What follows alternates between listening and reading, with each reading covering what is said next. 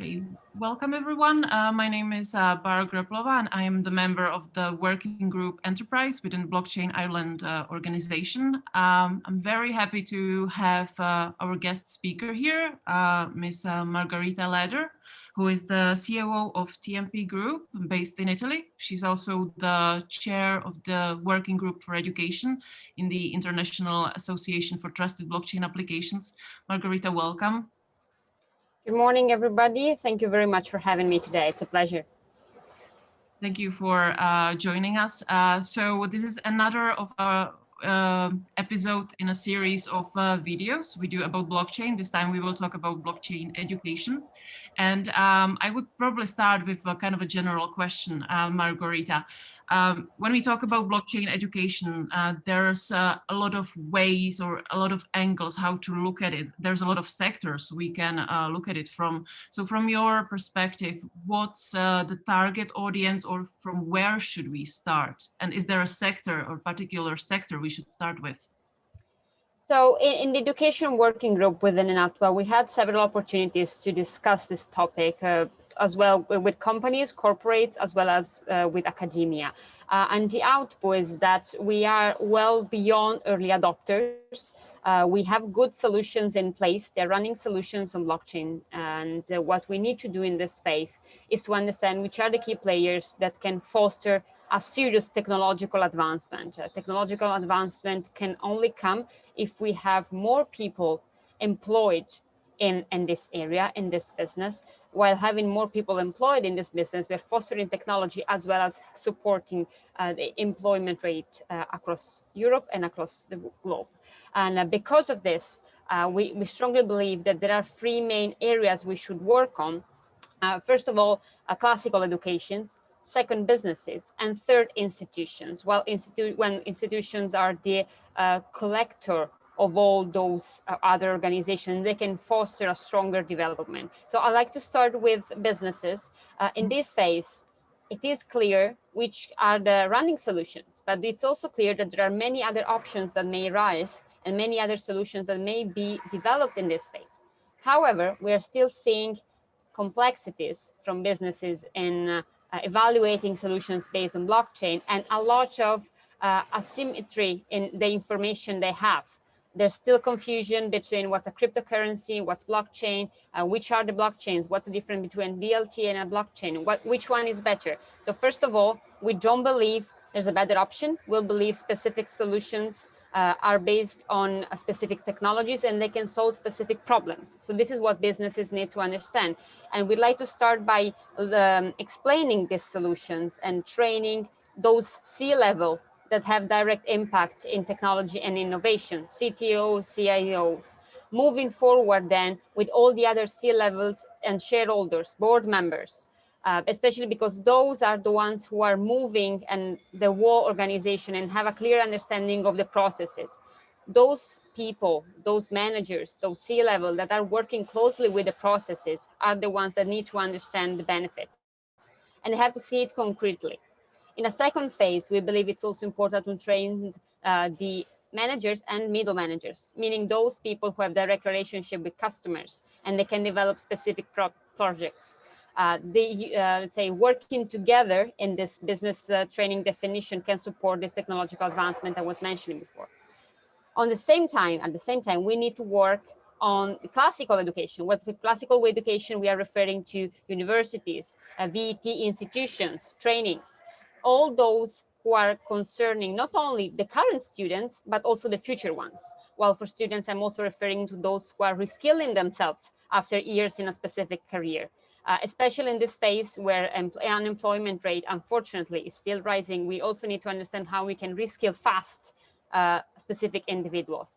In this phase, we have selected technological linked classical education institutions like STEM in a really basic definition, all the STEM related organizations and areas, as well as those related with businesses. So business schools, economic schools, and others, because those two elements together can foster the market development.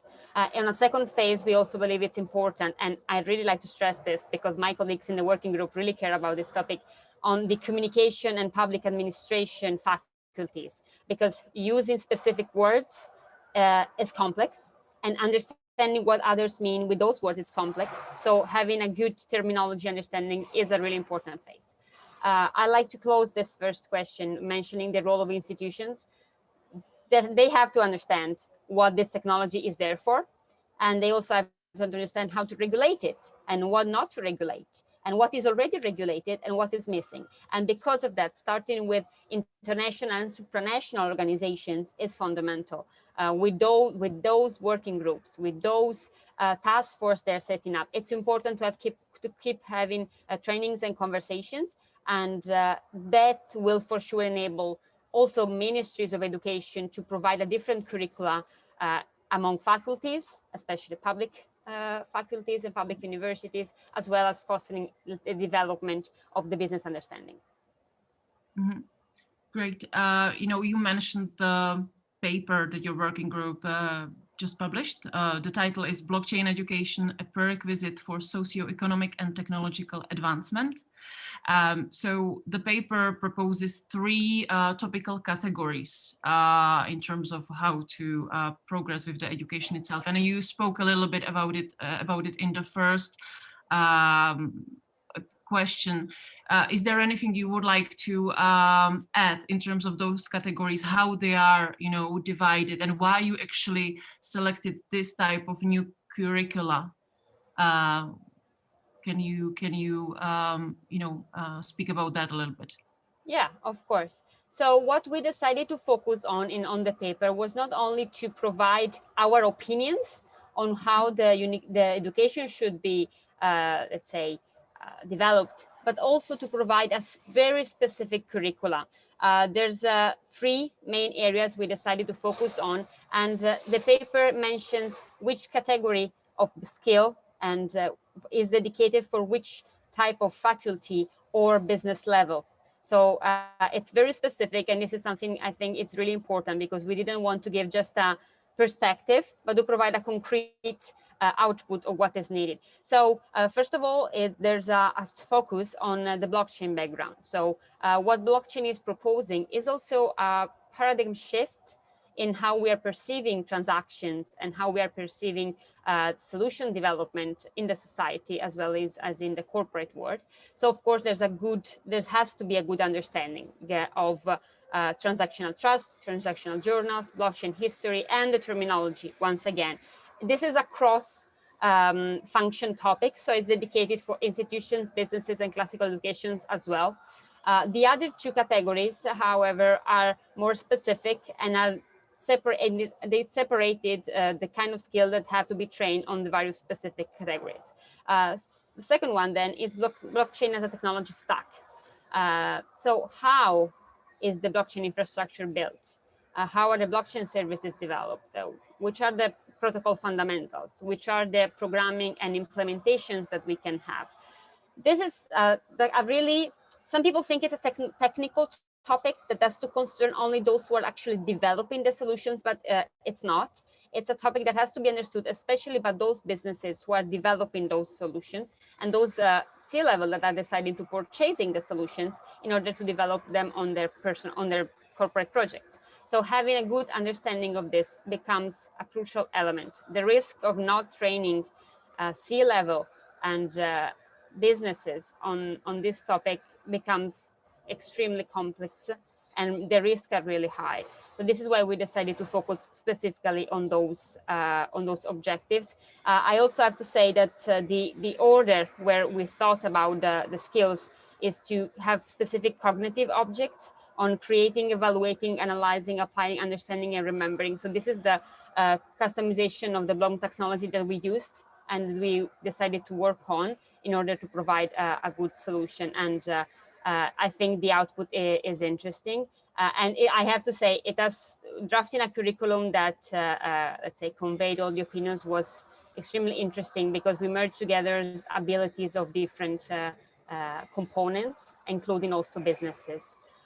So going back to the third category is blockchain as a socioeconomic transactional infrastructure. So this is the paradigm shift I was talking about before, and it consists on the blockchain impact, the innovation consideration, the business consideration, as well as the economic and legal ones. I'd like to also mention the importance of the legal ones. There is an interesting application of laws when we get to blockchain, meaning that we have to have a clear understanding on what we're doing. And those who adopt the technology need to have a clear understanding. So while analyzing the curriculum, we wanted to start with the background we need to have, then moving forward with the concrete technical application and the components, and moving forward with the impact, especially legal, societal, and economic impact. Mm-hmm. And I think, the paper is actually very crucial in the fact that it provides concrete suggestions, concrete proposition. It doesn't stay on just the general level, and that's very important in knowing what are the steps now, concrete steps we can take in terms of the education itself. So that brings me to another question in terms of what I read in the paper. So your group suggests there should be blockchain literacy for all, in a way.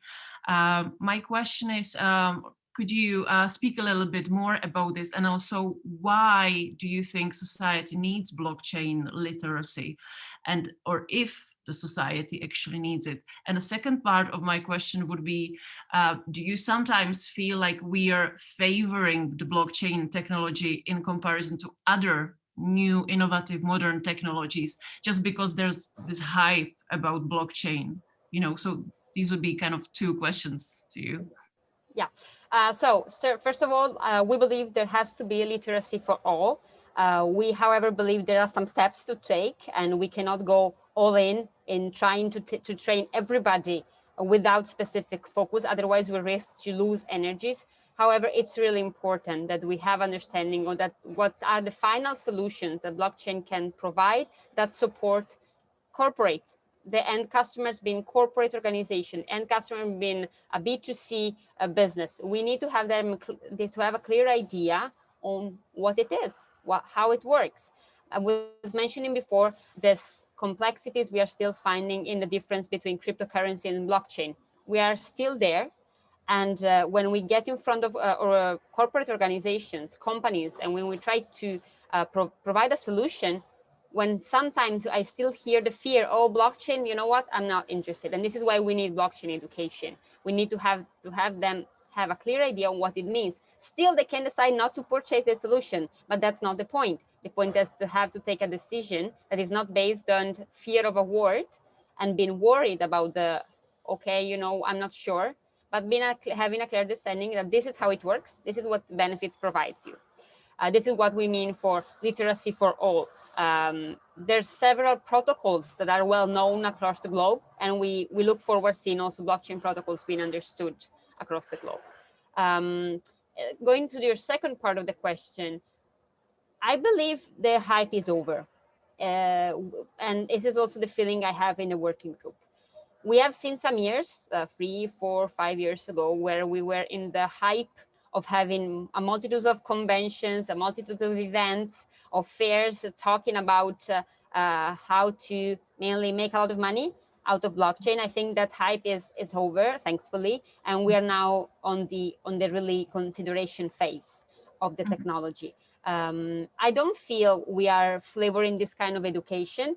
However, I feel that, for example, artificial intelligence education had much more time to be internalized. It's a technology that had more time to be developed, even if now it's more well known. And that technology doesn't get the fear aspect that we get in our business. So it's important that we are also trying to overcome this fear that we're still seeing because the hype is over. We have an ecosystem that is up and running. We have businesses employing people with running solutions, and it is the way we need to focus on right now. Yeah.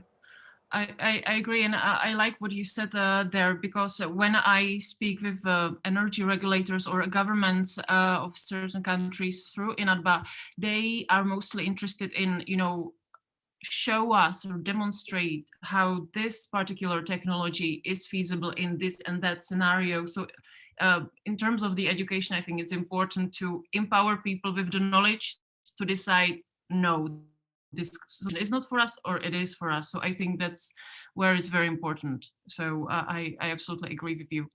I So the agree on this. I like to add just one note on this. I come from a business background, so I understand the importance of providing solutions that are interesting for your customers.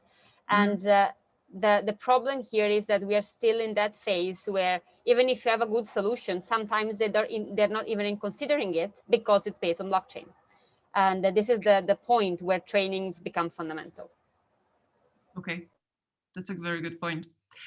So your paper also mentions that if blockchain education isn't taken seriously, it might introduce a new layer of exclusion. Can you explain this a little bit? What is this exclusion you're talking about? Of course, what we are referring here is in the introduction of our paper. And what we mean is the importance of not leaving anybody behind. When discussing technological educations, the risk of leaving behind several potential actors is really high. While education, especially quality education, is also part of the 2030 agenda of the United Nations and is part of a global program. Blockchain skills can provide interesting employment opportunities, and blockchain skills can provide interesting entrepreneurship opportunities. If those skills are not taught and trained in a broader audience, for a broader audience, we are risking to leave several groups behind, and in, let's say, blocking the empowering phase that may come from understanding and being able to work on a new technology. As we said at the beginning, we are, and as I said in my previous answer, we are in a consolidation phase where there is market, there is people interested, but they need to understand how to be trained for it. If I do not have access to education, I risk to be left behind.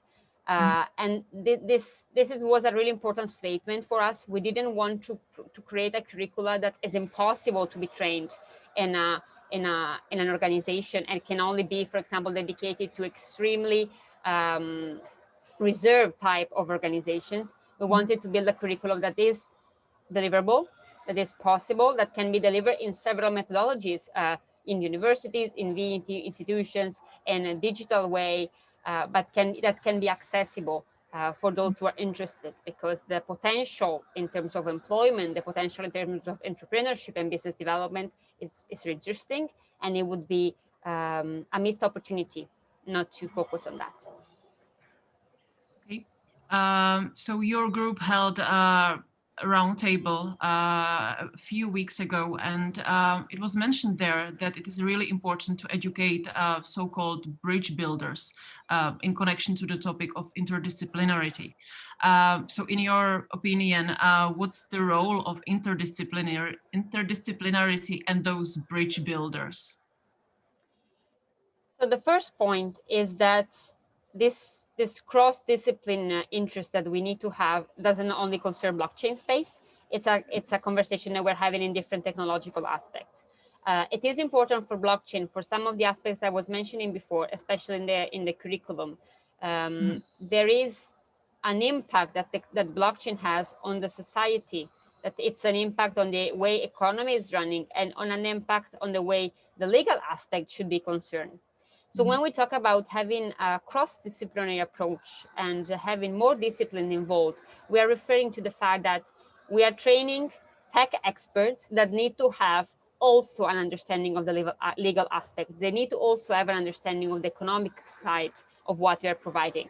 If they miss that, they have a missing piece. There's something missing in the way they propose the solution, and maybe also in the way they develop the solution. There's a layer that they're not considering. As well, for the business people, the legal people, if they do not understand the technology in a proper way, Like they have a good understanding on how the infrastructure runs. They have a good understanding on what's the difference between a DLT and a public blockchain, and how those two technologies can benefit different target audiences. They miss a part. There's a layer that has to be considered in every technological training and in every legal training and business training. What we mean here it's a topic that was raised by several speakers during the roundtable, coming from very different backgrounds. So we understood the importance of it, and also they suggested to us to dedicate another part of our paper, like an addendum, on this specific aspect. And I really believe it's crucial. We're in a society where communication flows from very different parts, and the way we respond to the communication wants us to have answers that are concrete for all those aspects. When we said that in the curriculum, it's really well explained. For example, the way we need to train the tech part to the different stakeholders in businesses, in classical education, and in institutions. But it does in no part of the curriculum there's an exclusion of tech sides for specific targets. They have to have that understanding. If they don't have it, we are still going to have the same problem that I was mentioning before.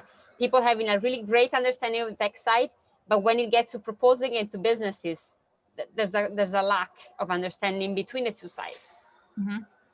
I absolutely agree. And, in my line of work, I know that because blockchain is still in its infancy, people can be really experts on the IT, or they can be real experts on how the energy market works, or how the legal system works. But there's very few people who would really have the complex knowledge and would be able to really have a good understanding of what, for example, use cases should look like. So I think it's very important actually that you have those people who interconnect all those aspects and understand or have understanding of all those aspects.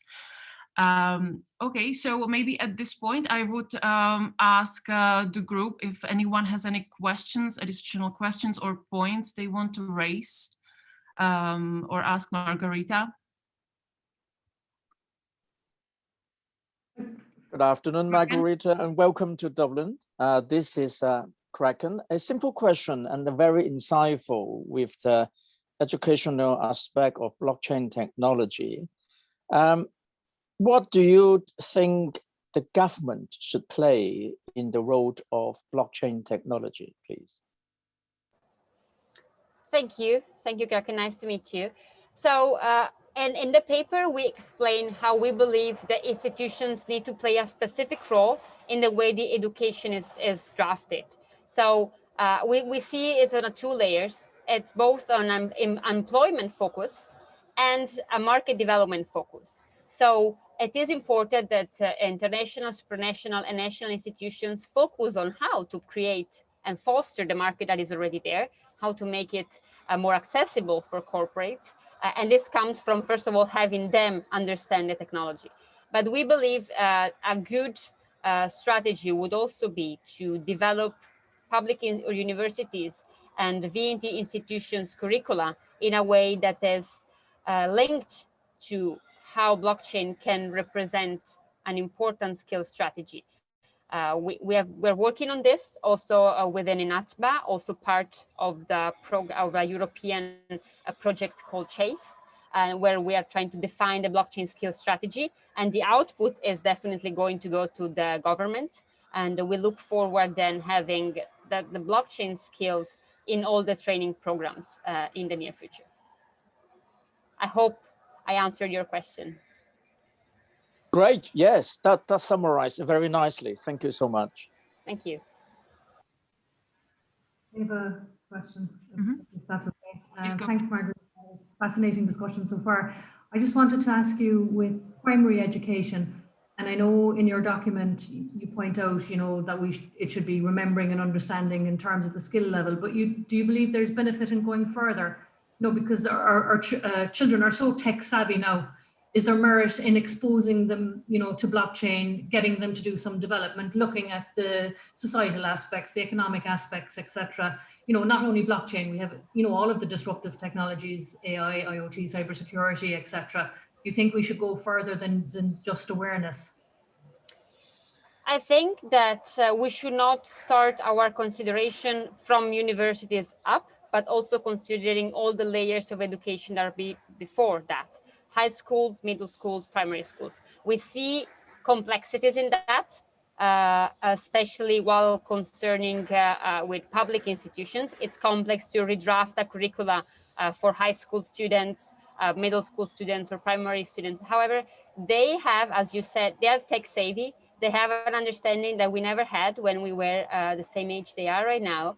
And the potential of going, but it's not a blockchain, only a blockchain related opportunity. I think it's an opportunity related to the whole development context. Explaining and testing and training younger students on development, for example, would be an extremely interesting opportunity for them to start having an understanding of the technologies before, not only being users, but also being active actors in the definition of the technology. So yes, we agree. We had an interesting conversation with a working group on their role in high schools, for example. They're not mentioned in the paper. There's a reference to the fact that they can be interesting actors in a third phase in the classical institutions. However, that was a really tough discussion. Many were suggesting to move it before in terms of target. We will look forward also developing this topic in the near future in the working group and in the new paper we're going to release. Great, thanks very much. Thank you. Yes, Joyce, I believe you have a question. You had a question. We can't hear you. You're muted. Can you please? I'm here now. Thanks very much, Margherita. Really interesting discussion and very exciting. Because I think it's been very specific and clear, which has been very helpful. My name is Joyce O'Connor, and Susan and Trevor, I think we're on a working group looking at these issues on education skills and innovation.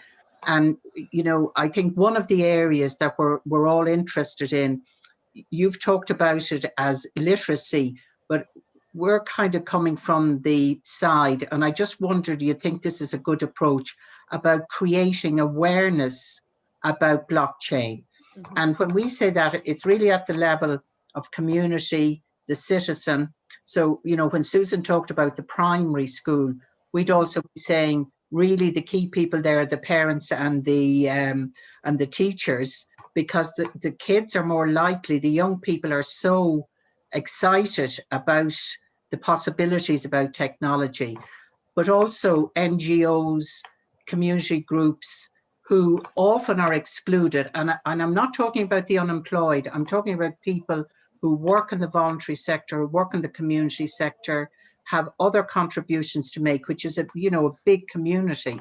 So we're looking at creating programs, different models of delivery for that group.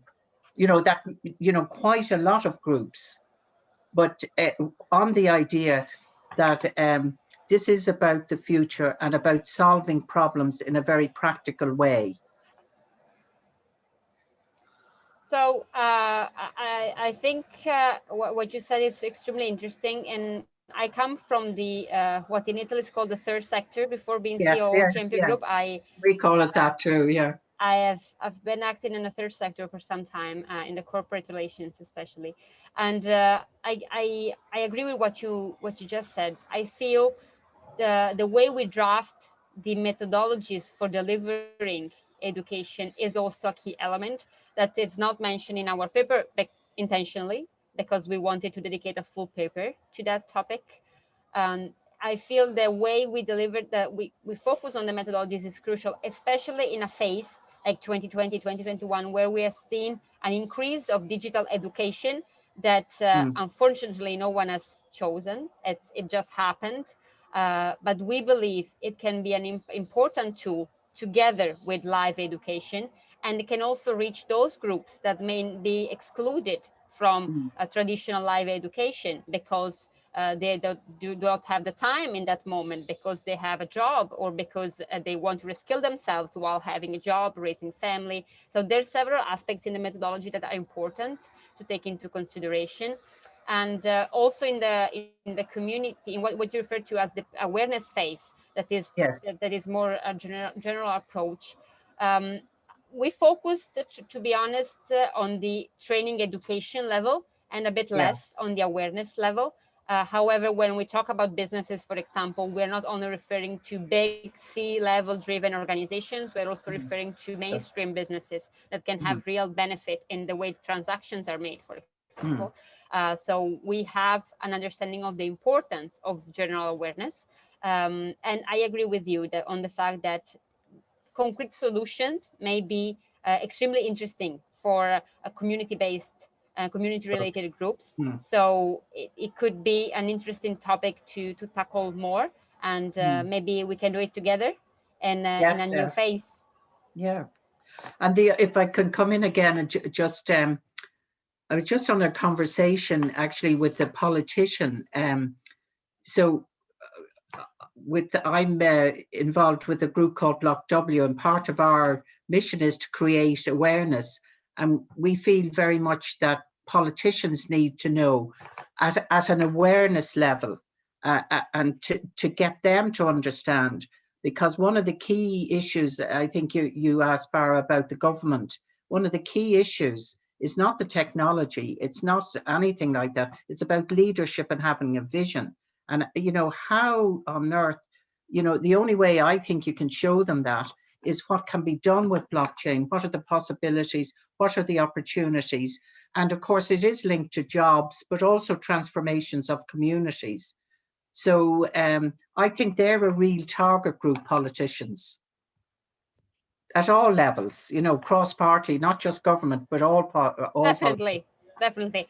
In our paper, we are referring, for example, to all the institutions, national level institutions, local, regional, and governmental level, regardless, of course, of size, because we believe that those taking decisions and suggesting decisions as well need to have a complete picture of what the potential of the technology is. Because otherwise nothing's going to happen. They won't take the risk. They won't give the money either. Thank you very much. Thank you. Thank you. Sorry, Barbara. I would have a question. Very great presentation or interview, Margherita. One of the things I come across with education awareness, which is really low in terms of the regulatory aspects, and I was reading a great report there by the EU Blockchain Forum, which measured the ecosystem maturity and regulatory maturity of European countries on stages 1, which was early start, to 3. It's very interesting to note Italy was at stage 2 in terms of ecosystem maturity and regulatory maturity, whereas Ireland rated stage 2 for the ecosystem, but stage 1 for the regulatory. Now, there's a bit of work to do there, and how do you feel about how do we gauge the literacy for the regulatory elements which are required here in Ireland to get to where you are? So I feel, but this is more my opinion, so not related to the working group, like to state that. In this phase, understanding comes from trade organization organizing, for example. What we have seen, and for example, working in Italy for blockchain, is that we really engaged with big players, also non-blockchain related players, in conversations. And by engaging them, we had a larger audience, and then we had all the SMEs coming and startups coming. And in this phase, we are seeing several blockchain startups, for example, being funded by private investors, and seeing them appearing on mainstream newspapers because of their accomplishment. So we are seeing a shift in interest. Especially, I have to say, the startup investor related ecosystem is extremely interested in blockchain, and not because of the hype, because they are seeing also potential concrete business revenue from that. So I also think that this is an interesting conversation to have, especially also with the regulators and the governments that are trying to understand how to foster flourishing economy. And this technology can provide not only new jobs, but also new, let's say, new incomes, new startups, new organizations, and also revitalizing organizations that are a bit concerned in this phase. So We have tried to do that, and we were recently in also in conversation with central bank or others, and it's an extremely important conversation to have. Thanks, Margherita. Thank you. Thank you, Trevor. Thank you for all the questions. Anyone else has any questions? Kraken, yes, please. Sorry, Margherita, I got to have one more question to ask. It's all about standards and framework. My work is not a lot to do with education, but vocational training, which is slightly different. Yep. I've been doing it for many years, and with people like Professor O'Connor, with a lot of advice from her over the years. There is a SFIA, stand for Skill Framework for Information Age. We are in version 7, initiated from my colleagues in the British Computer Society, the Irish Computer Society, and so on. What it really does is simply have a 3-dimensional measure of the skill a given person, organization, or project of a given ICT project or person. So if Ian worked for a ICT company called Oracle, called IBM, but Ian is an accountant. So he's not the one to write program, but he's also in the ICT industry. Do you think that from your study and your paper, is the blockchain technology in the form of DLT, the decentralized ledger technology, are we a little bit too early to set a standard or a framework? So a given project, a given business, or a given person that will have a certain level of understanding the skill or the experience for employment. And indeed, as Professor O'Connor said, that is our Taoiseach, is our Prime Minister, understand why we need technology for what. So that is basically all to do with partly education and vocational training. How do you measure the standard of a given technology called blockchain? Thank you. This is a really complex question that they cannot answer in 2 minutes. Unfortunately, it's a whole conversation and an interesting one to have. I'm sure Ian can prolong the conversation. Yeah. No, there's 2 points I'd like to raise. The first one being the consortium INATBA is working on called CHASE. It's a European Erasmus Plus funded project. Is merging together 18 partners. Those partners also include vocational training institutions and also skill definition institutions, also referring to those who quality organizations and others. I missed the specific word in this space, apologies. But we're working with them also to give specific definitions of those level of trainings you're also referring to.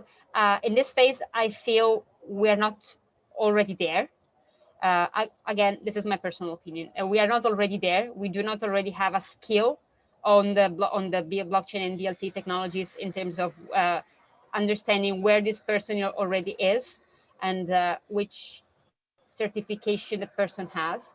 But I feel we are moving in a good direction. This is also where the curriculum we propose, for example, comes into place. We believe that in order to reach a certain level in blockchain DLT education, you need to go through all those topics. So this was a suggestion from our side on how to draft a curriculum for any organization. It's an open source tool that we released because we want private organizations, public organizations that deliver trainings to have an understanding from what we believe has to be in the training. We are not there yet in terms of defining the scale of the skilling. Barbara, can I come in again? That's great. Today, Blockchain Ireland, with one of the research institutes, sent out this survey on the skills to all our members. So we're part of that CHASE project. So it'll be very interesting to see what comes out of it, because part of it, as you say, is that definitional side as well, but also looking at forecasting skills at different levels and in different areas. So we were really delighted to be partnering with them on that, this Blockchain Ireland. So yeah, I had the incredible opportunity to lead INATBA's participation towards Chase. Now they have a project manager that is working now full time on that. Yeah. But seeing so many organizations was definitely interesting, and Yeah, it's very, also, very useful. and also because of the diversity there is in terms of backgrounds. There's Yes. VAT organizations, there's a Ministry of Education of Greece, and corporate partners, trade organizations. So the output can be extremely important. And covers the areas that you've spoken about Yep. in terms of curriculum, the educational ecosystem, and so on. So I That's think right. it's a very, very timely study. That's great. Thank you. Can I ask one question, Bara? Yes, absolutely. Thanks very much, Margherita, for the presentation.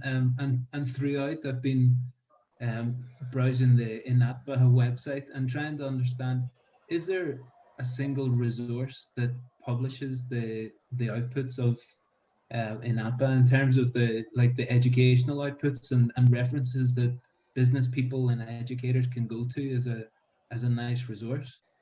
Yes, all the content is free and all it is available on INATBA's website. What they're going to require you is probably to register, and they're going to send you to your email. This is the probably only caveat they have, but the content is free and available. Oh, good. Thank you. That also comes as part of INATBA's core mission, like say building an ecosystem across, starting from the Europe and then European Union and then going abroad. Thank you. Great. Thank you everyone for the questions and all the comments. And so thank you also for participating at today's session. It was great. And thank you, Margherita, so much for joining us today. Thank you. I hope you will join us at some later stage again for another video interview on another topic of education. And have a nice day, everyone. Thank you so much for joining. Thank you very much, Nice everybody. weekend. Take Thank care. you, Margherita. Be safe. Thank Goodbye. you, Ian.